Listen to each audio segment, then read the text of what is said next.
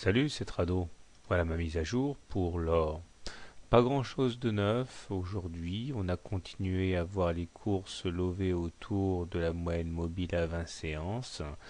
Et malheureusement, à chaque fois qu'on adoptait une position un peu plus agressive et qu'on essayait de s'affranchir de cette M20, eh bien, la résistance se former et on termine juste au niveau de la moyenne mobile à 20 séances ici, mais l'essentiel est préservé puisque au-dessus d'une M20 haussière, je considère que la tendance est toujours haussière. Nous sommes toujours sous la menace d'une épaule tête épaule potentielle baissière qui serait validée en cas de cassure de l'hypothétique ligne de coup ici qui correspond également au bas du canal noir dont le ralliement de la partie haute non seulement invaliderait l'épaule tête épaule mais permettrait de recueillir les cours sur les 1430.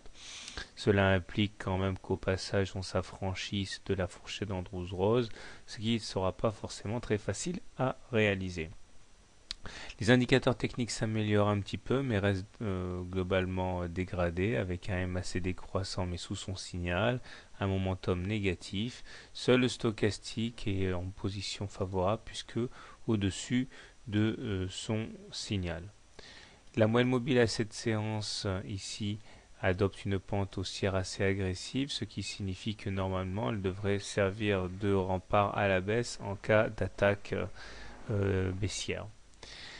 Alors justement, comment trader l'or demain? Si vous êtes haussier sur l'or, plusieurs solutions. Soit vous achetez sur les niveaux actuels en mettant un stop loss en cas de clôture sous la M20.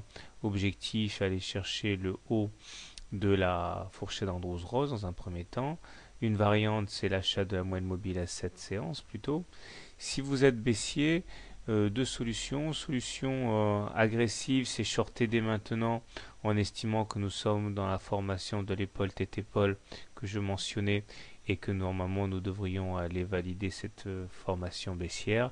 Il s'agirait quand même d'être prudent parce que il n'y a pas de véritable résistance à la hausse. C'est simplement une hypothétique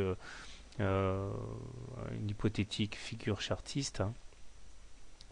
Deuxième solution, vous attendez qu'on aille échouer éventuellement sur le haut de la fourchette rose pour initier le short. Voilà, personnellement, étant donné que nous sommes au-dessus d'une M20 haussière, je reste favorable au trade haussier. Voilà, bonne soirée, bon trade et à demain.